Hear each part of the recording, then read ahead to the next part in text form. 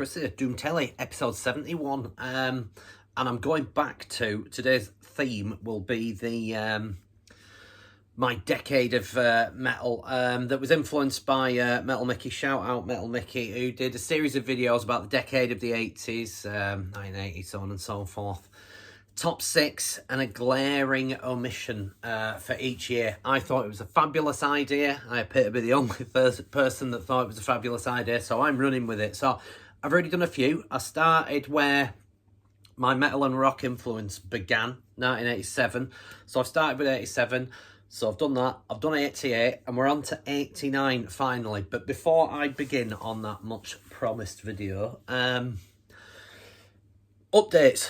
Firstly, last week's video, the competition received brilliantly well. I've had about 14 new subscribers since then, which is otherworldly figures. So I'm so grateful for all of you that have had a go at this so far. There's been some great videos, a couple of comment ones as well that will be going in the hat. Like I say, I think I've set a late October deadline for it, 27th, something like that. Of which, I mean, I've even put it with like a GMT time, which I don't think I need to get too fucking arsey about. But anyway, I'm just like over the moon with how well that video has been received, and some of the, quite frankly, tear-jerking comments that I've received from people. I can't thank you all enough. You are all so kind, and I'm amazed that you are still persevering with this utter fucking nonsense that I bring you almost every other week, or how often it is. So thanks ever so much for those that have entered the competition. Other updates, I suppose I'll start with Green Sabre this time. We have finally rehearsed in our new digs back in the Lancaster area since we vacated our Preston place. Like I said, the mill in Preston was fabulous for us. We had some great stablemates there. Ward 16 rehearsed across the way. All Consume were next door to us.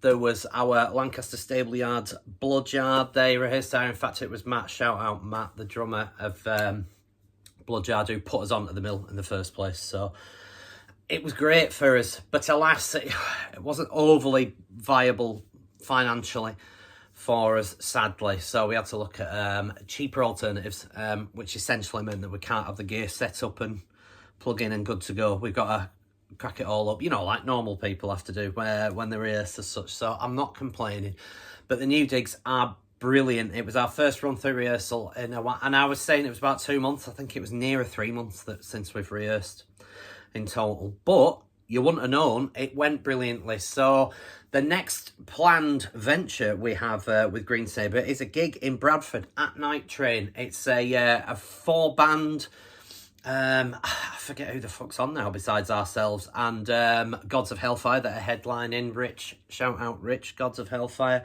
for putting us on there. There's another 2 bands on that's names escapes me. I should have fucking done my research on that one. But anyway, December the 7th, Saturday, Bradford, Night Train. It's going to be brilliant. So that's what we're gearing up towards. And I suppose as we're not rehearsing as regularly now in the new place with Green Sabre, we probably haven't got that many rehearsals left to get it somewhere near for that gig. So, yeah. Anyway, rehearsals for that started in earnest. Saturday gone. Brilliant. Loved it. Great time. So, love the new digs as well. So, works out nicely. CROWSBLOOD updates. Nothing to report again. We're still writing. We're still rehearsing. And if you're watching this on the Monday, we're rehearsing tonight.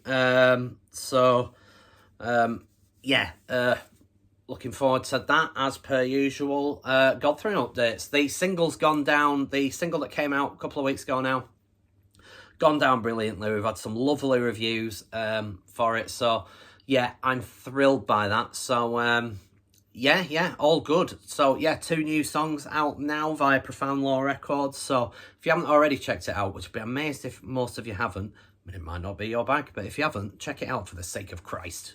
So, yeah, band updates. Right, let's crack on with video because we're approaching 5 minutes, as per usual.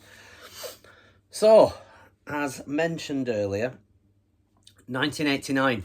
Now, as I gave you some brief outline on it and have done on previous records, I started listening to rock music proper in 1987. It moved on from, I think, Joshua Tree and all that kind of garb. And I moved into Whitesnake and Def Leppard and Guns N' Roses and Van Halen and stuff like that. All essentially all the stuff. I had no frame of reference with it or kind of in the know buddies at the time. So I was basically going off whatever was in the chart show or whatever it was that used to air on a Saturday. So that was where I got all my kind of rock knowledge from. But that was clearly the direction that I was headed. And like I say, in 1988, a friend at high school got me into Iron Maiden, and the rest is history as such. So that's the brief outline of it. 1989, though, as you're about to see, was quite the year for metal. And disclaimer, there will be loads of people's favourite fucking records that I've left out of this as such. There is one as well that I think on a previous video I'd said that I thought it was 89, but I think it just comes out in 90. So it's going into my 90 list, not the 89 list. But you'll see that when I do the next video. But what a year. And this was a seminal year for me. Now, most of these, well, a few of these albums, I should say, that you're about to see, I didn't hear in 1989. It was 90 that I heard most of these. But some of them I did hear in 1989. And yeah, anyway, they're all of huge importance to me. So let's just stop the fucking waffle and crack on. So 1989, what a year in metal. And my top 6 for that year, which, like I say, these top 6s get increasingly difficult. But coming in at my number 6 is this masterpiece. Now, I must caveat, they're all masterpieces in this, but my number 6 is this.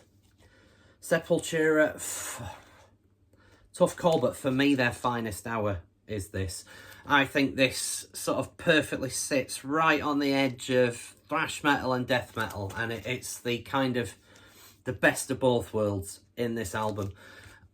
I remember hearing this and it was like a fucking bomb went off in my head.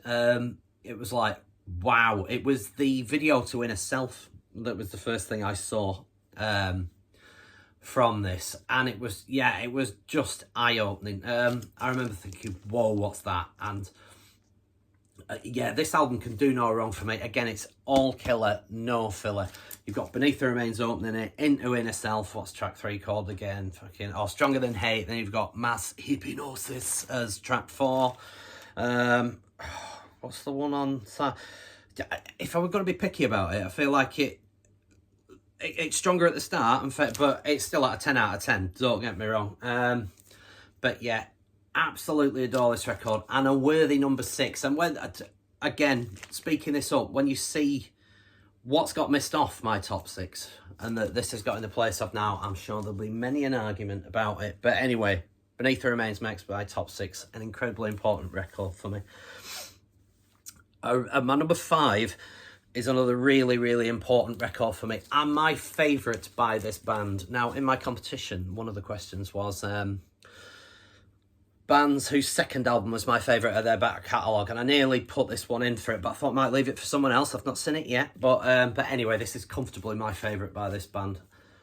Pestilence's sophomore second album, Consuming Impulse, and just magnificent. Their finest hour.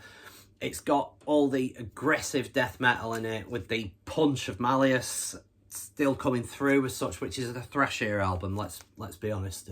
But this is straight up death metal and an absolute classic. A top 10 death metal album of all time for me is this. This will always make it. I think it is absolutely fantastic, and they're firing on all cylinders. You've got Martin Van Drunen on vocals, and the best Pestilence vocalist. Let's not beat around the bush there.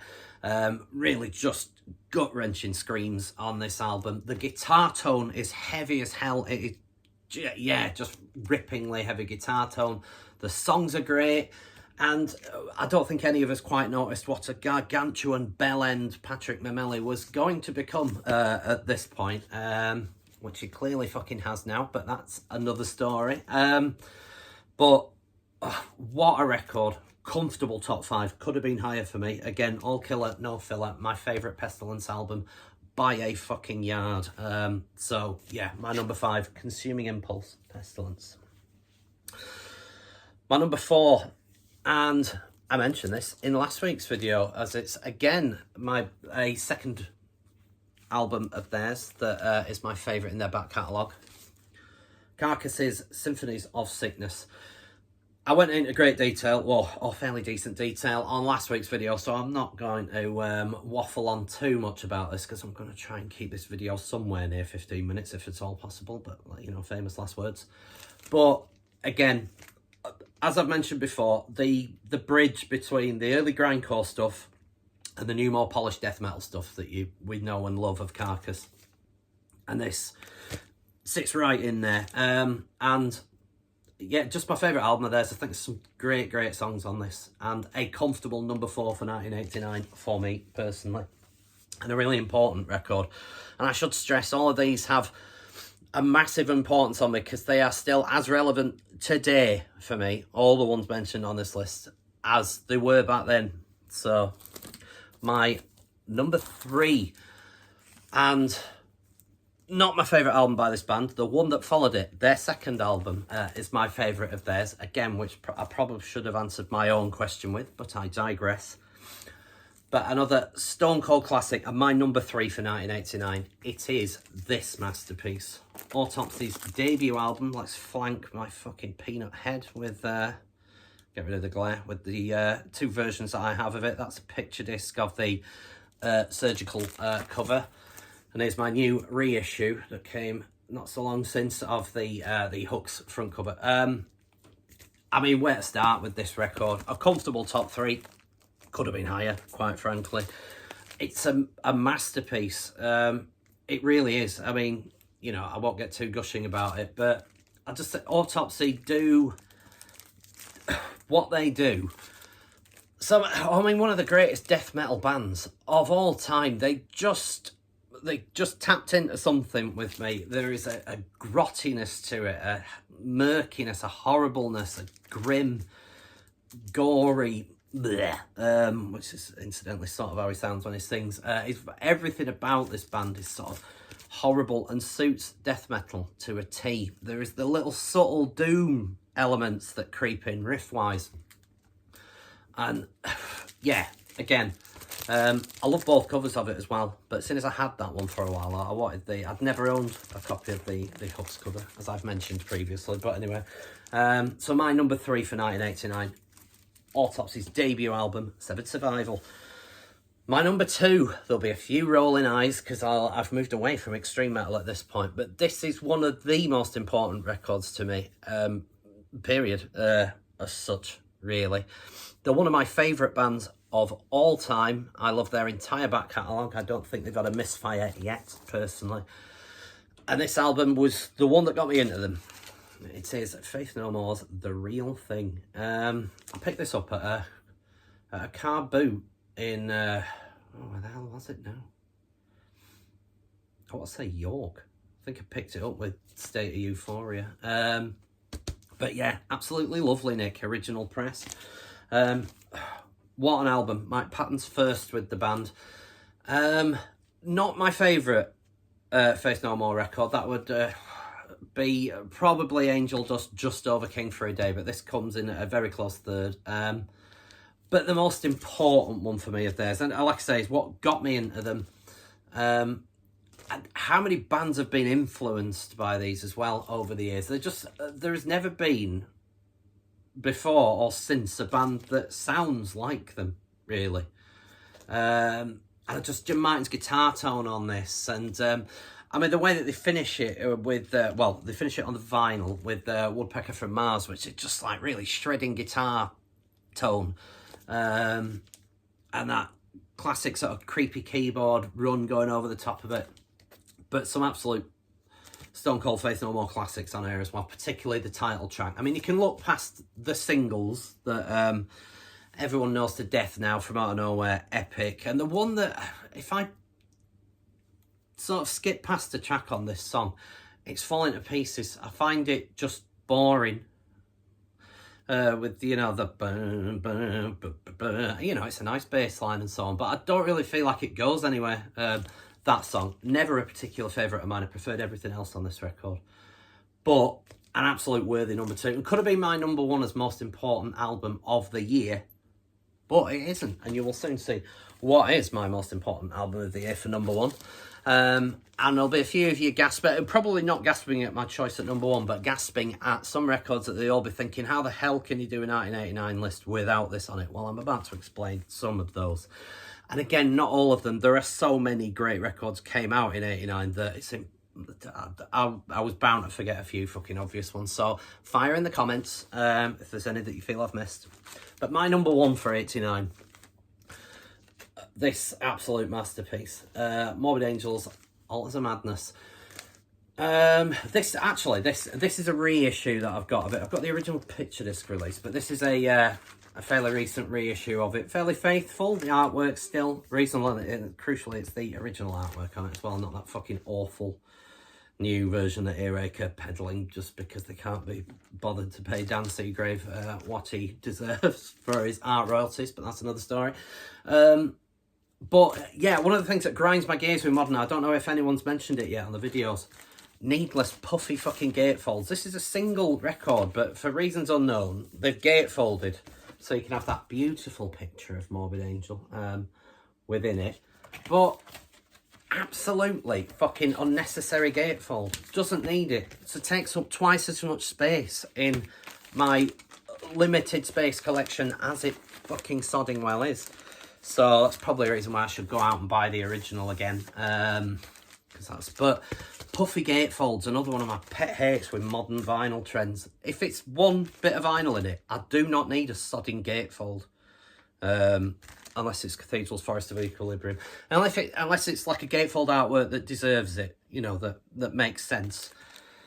Not this, because the artwork's on the front. It's just band pictures on the back. Unnecessary gatefold. But anyway, I'm whining on about my favourite record of 1989, and there is nothing wrong with it musically. It's an absolute masterpiece from start to finish.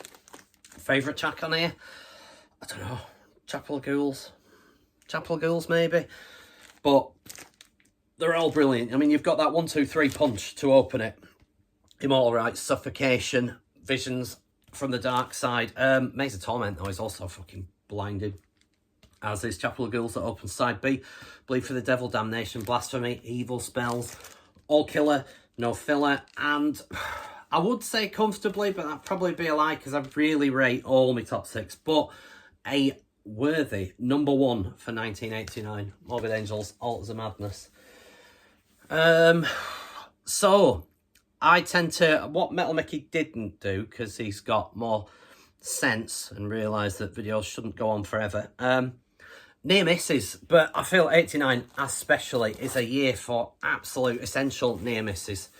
This might be my favourite Creator record ever, of some pretty high fucking standard other albums that they've done.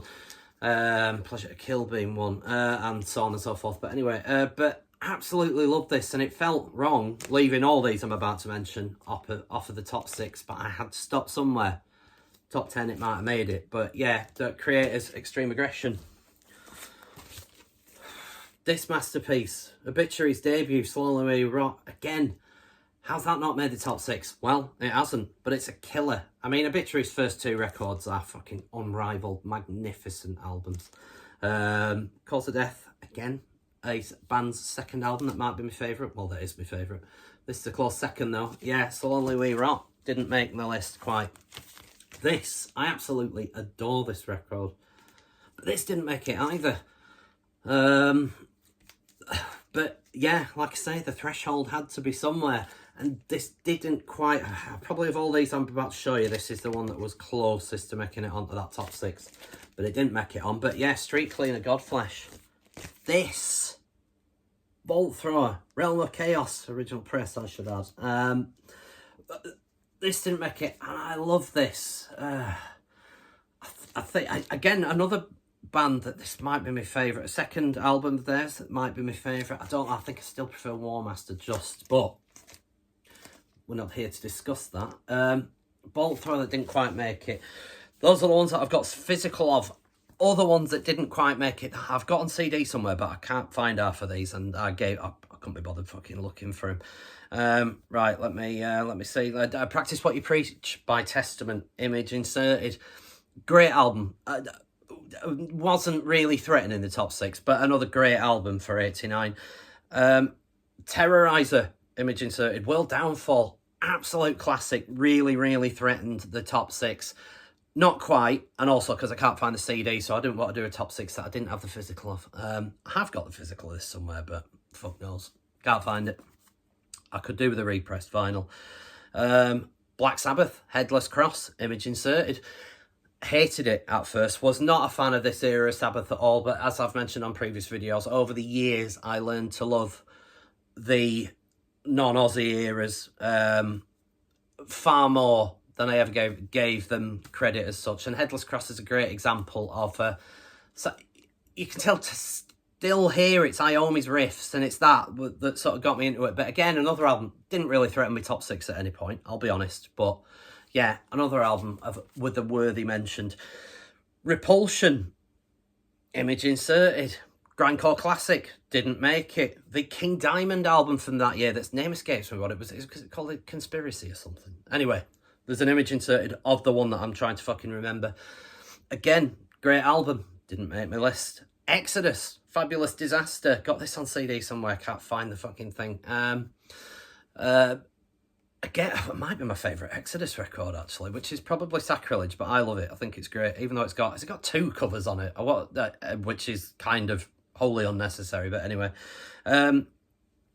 Voivod, image inserted. Again, great album. I feel like I've missed someone off my list. Oh, the Ministry album for that year as well. Image inserted.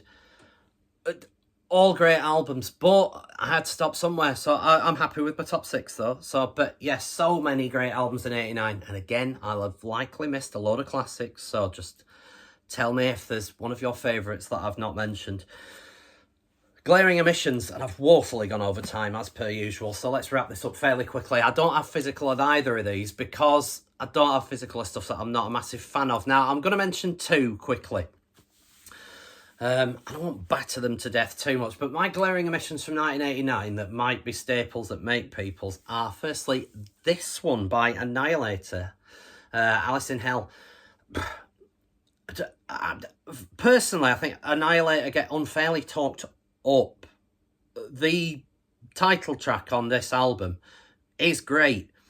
There's nothing else of any merit, though, for me, that stands out. The rest of the album's sort of wishy-washy, and I'm not really interested in it.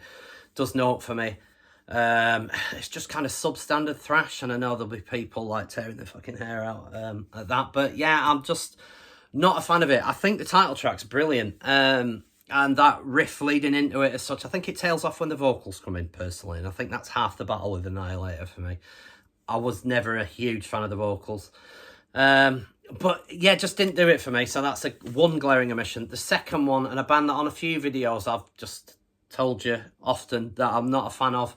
I've tried, I cannot get into them. Again, it's a vocal thing for me, but this one, Overkill's Years of Decay, which I should add, I think is Overkill's finest album. It's a bit more mature of a sound. You can tell that, like, And Justice for All, and So Far So Good So What, and South of Heaven, and State of Euphoria, you could tell that those albums had come out, and I'd say that there were bands doing slightly more mature pieces. I mean, I don't know whether you could label that at State of Euphoria, but or maybe also Far So Good So What at that one. But anyway, strong albums by the Big Four of thrash, and I think Overkill finally felt shit, we need to compete here. So yeah, I think it is their best record that I've heard. It sounds a bit more mature, but I just don't, I cannot get into Overkill. And this album still, although I preferred it, still did note for me. So, yeah.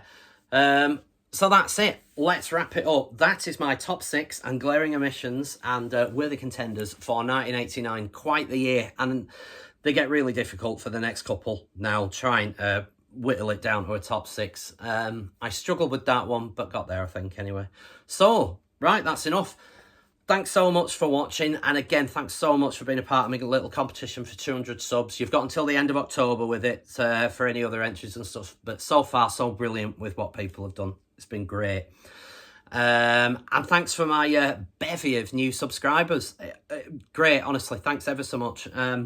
Thanks for watching. Thanks for subscribing. Thanks for putting up with my fucking nonsense. And until the next time, it might well be that 1990 is the next video that I do. So watch this space. But until then, thanks for watching, and I will see you soon. Tra.